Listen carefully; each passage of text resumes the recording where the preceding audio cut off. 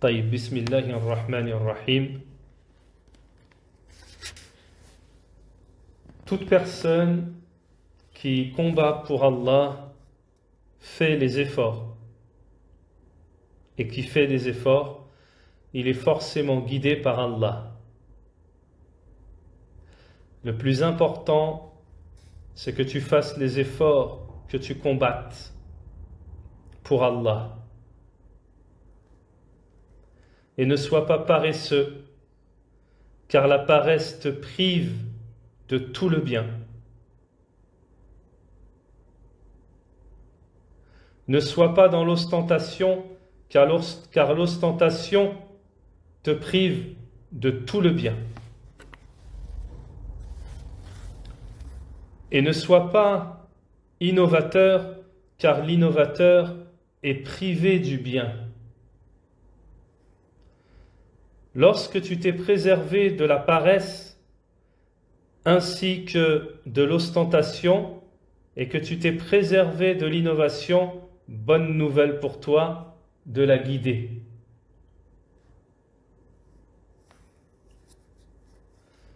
C'est pour cela, mes frères, ce qui nous est demandé, c'est de combattre, fournir de grands efforts. On ne se repose pas sur la paresse, pas non plus sur le repos. Ce qui nous est demandé, c'est que nos efforts soient pour Allah. Lorsque cela s'est concrétisé pour nous, que nous sommes préservés de la paresse, de son contraire, de l'ostentation, de la vie mondaine et de l'ostentation.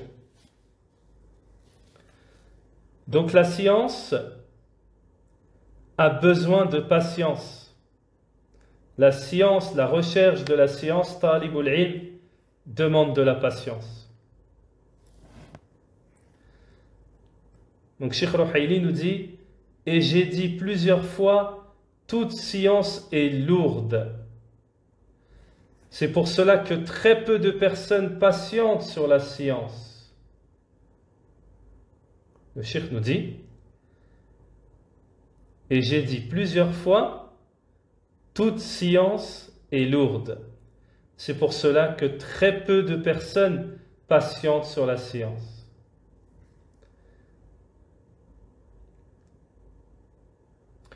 Et ne deviennent des savants que très peu parmi les gens. Parce que la science est lourde, et celui qui ne patiente pas, il n'atteint pas le bout, il n'évolue pas.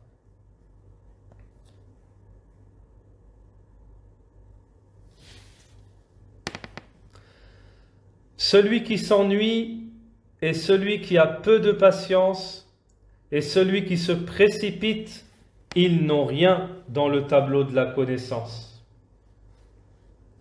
Celui qui s'ennuie, il va de mosquée en mosquée, chaque 2 semaines à la mosquée, chaque 3 semaines avec un cheikh. Lui, c'est un porteur de science, de livres. C'est un porteur de livres. Il peut prétendre qu'il est un étudiant en sciences, mais il n'a rien. Il n'a rien à voir avec la science en quoi que ce soit. Lui, c'est l'ennuyé, celui qui s'ennuie. Le deuxième, c'est l'empressé, celui qui s'empresse. C'est celui qui veut en 1 an, en 2 ans, en 5 ans devenir un cheikh, un savant. Également, celui-là n'a rien à voir avec la science en quoi que ce soit. Il va juste atteindre le degré de l'orgueilleux, mais pas de la science. On prend l'exemple que je mentionne tout le temps, dit Cheikh Ruhaili. On prend l'exemple que je mentionne tout le temps, un tambour, tabl, un tambour. Une grande surface, beaucoup de bruit, mais rien à l'intérieur. Je répète, Le Cheikh Ruhaili nous dit, on prend l'exemple que je mentionne tout le temps, un tambour, une grande surface, beaucoup de bruit, mais rien à l'intérieur.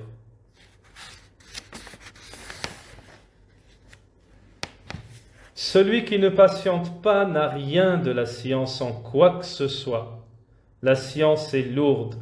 La science a besoin que tu patientes, que tu sois présent avec ton corps. Et combien en sont présents des diables humains, ignorants, et ils ne donnent pas sa juste valeur à la science. Ils donnent une image de présence à la science. Ils font croire qu'ils sont là. Masha'Allah, soigne ton apparence, tu vas devenir un cheikh. Pourquoi tu te fatigues? Prends un seul cours dans la semaine. Pourquoi tu t'empresses? Et tu as besoin de patienter quand tu vas assister. Écoutez ce que Cheikh Ruhaili, hafidhahullah, dit à ses élèves. Écoutez bien ce qu'il dit à ses élèves. Je suis sûr que vous tous, vous avez laissé le cours aujourd'hui. Ça signifie, vous n'êtes pas avec moi, vous êtes juste présent.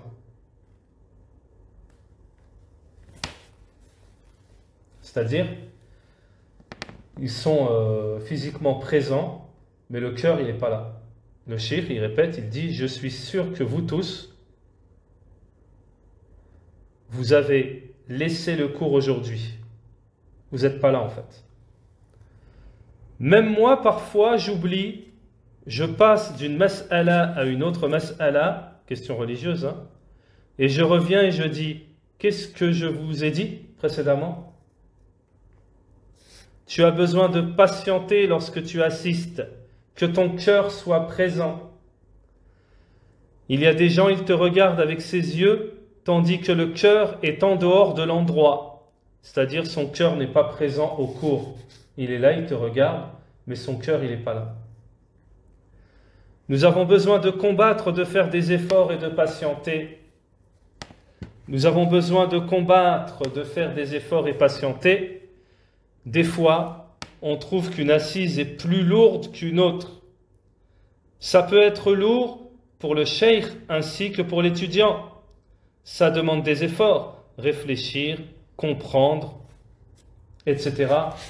C'est tout ça qui est lourd. Les efforts intérieurs, extérieurs que ça demande.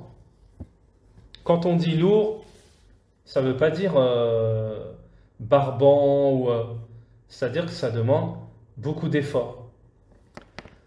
Puis le cheikh nous dit, le cours peut être lourd pour le cheikh au point où ça le fatigue beaucoup s'il donne une attention particulière à son cours. La khutba d'Al-Jumu'ah, le prêche du vendredi, ça dure 15 minutes. Mais elle fatigue ton corps plus que d'avoir marché ou couru une longue période. La science est lourde et son dépôt est lourd.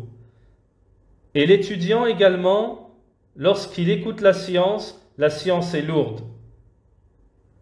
La science d'un shir, tu entends des histoires, des contes rigolos ou qui font pleurer, n'importe quel genre d'histoire, ça te prend 2 heures, 3 heures. Masha'Allah, le cheikh, il est bon.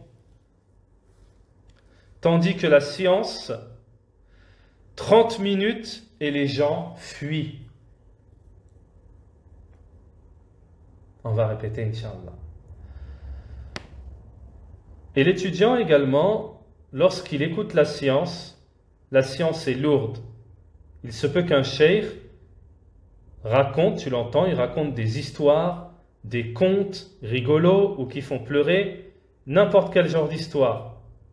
Écoutez ce genre d'intervention, ça peut durer 2 heures, ça peut durer 3 heures, sans aucun souci, on assiste. Masha'Allah, le cheikh, il est bon. Tandis que la science utile, 30 minutes et les gens fuient.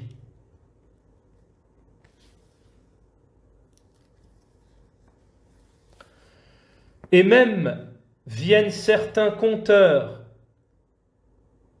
ou ceux qui s'adressent aux gens avec la religion sans la religion.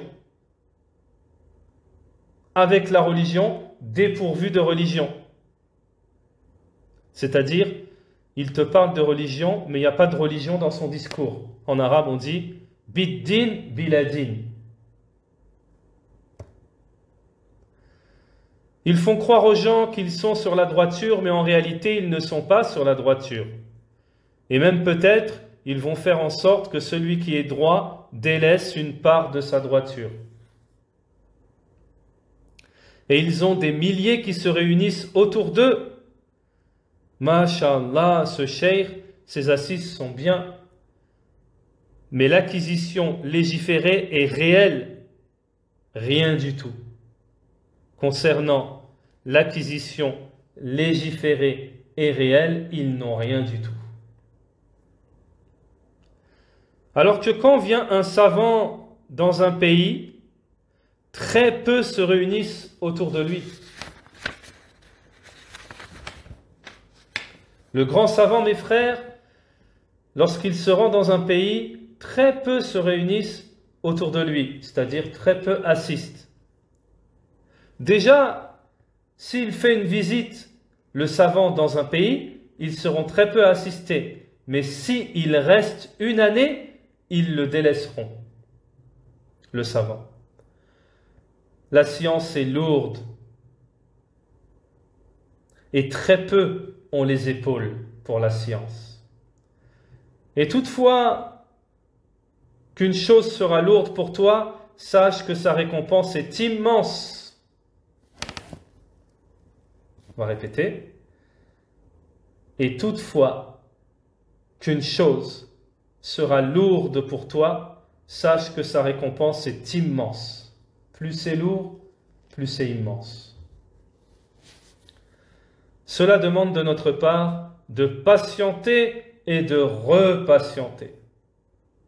Par Allah, mes frères, par Allah, si on prend toute notre vie à se réunir dans ces assises, tout ce qu'on mentionne, Allah a dit, le prophète a dit, et qu'on répète ce que disent les savants d'une transmission juste, authentique, jusqu'à ce que l'on meure, jusqu'à la mort, mais nous ne sommes pas devenus des chouyours, mais nous étions sincères, et que nous ne sommes pas devenus des chouyours, mais que nous étions sincères pour Allah. Par Allah, wallahi, nous sommes dans les grâces. Wallah, c'est le paradis sur terre. C'est pour cela qu'il ne faut pas t'empresser. Ne fais pas d'excès, ô étudiant en sciences. Tu te fatigues, et tu te fatigues, et tu te fatigues. Tu arrives et tu deviens un cheikh à la fin. Puis lorsque tu deviens un cheikh, Allah t'ouvre la science. Tu as donc compris quoi? Qu'est-ce que tu as compris? Que tu es un ignorant. L'augmentation de la science ne fait qu'augmenter la modestie. Tu es modeste, humble envers Allah, et tu sais, tu connais ta part d'ignorance. Et ta modestie envers les serviteurs d'Allah, tu apprends, tu transmets, tu es dans le juste chemin. Si tu ne sens pas à chaque fois que tu avances dans la science, que tu es ignorant, sache que cela est un manque. Wallah.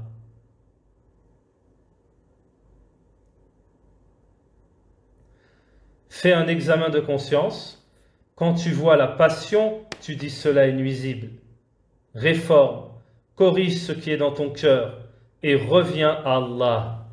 Mais quelle que soit la situation, une assise dans la mosquée, tu recherches la science pour Allah Ta'ala, c'est mieux pour toi que tous les trésors de la terre.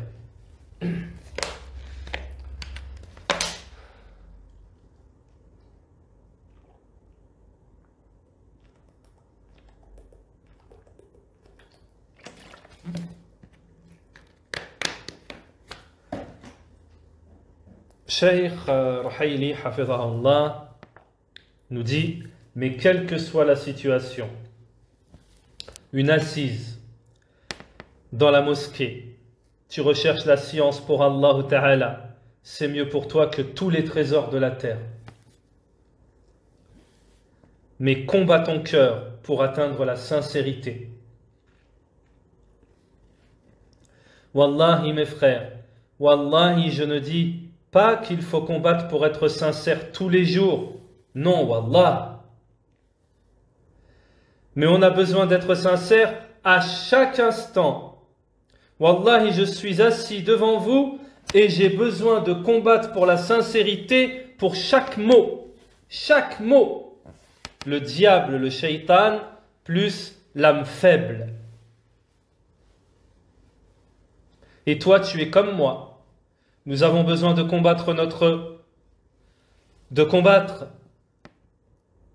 à toute heure, à tout moment, à tout instant. C'est la sincérité envers Allah.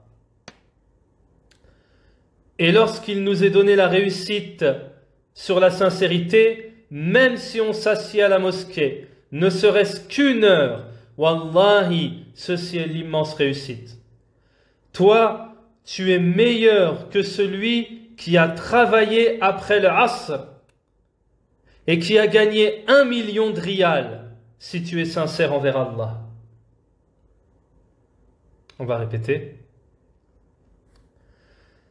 Et lorsqu'il nous est donné la réussite sur la sincérité, même si on s'assied à la mosquée, ne serait-ce qu'une heure, Wallahi, ceci est l'immense réussite. Toi, tu es meilleur que celui qui a travaillé après le Asr et qui a gagné 1 million de riyals si tu es sincère envers Allah. Ce que je veux dire, mes frères, par là, c'est que nous ne devons pas perdre la récompense par manque de patience. Et ne perdons pas la récompense par manque de sincérité. Wallahi, l'épreuve, c'est qu'on se fatigue, mais sans que nous soyons sincères. Il y a des gens à la base, ils n'assistent pas au cours, ils sont privés de cette ni'ma. Mais l'immense privation, c'est que tu viennes au cours et que tu sois privé de la récompense d'Allah. Parce que tu n'es pas, entre parenthèses, parce que tu n'es pas sincère, ou tu n'es pas là, tu es là physiquement, c'est tout. Que cela rapporte-t-il? Quel profit, mon frère, lorsque les gens disent, lui il est imam, c'est un cheikh, c'est pas un savant, mais c'est un imam. Quel est ton profit si tu n'es pas inscrit dans les manuscrits, les feuilles? Si tu n'es pas sincère, à quoi te sert le respect et les gens autour de toi? Ça sert à quoi de dire Allahu Akbar et que ça augmente ma notoriété? Ça sert à quoi? Ça sert à rien. Il faut vraiment veiller à être sincère en recherchant la sincérité et en évoluant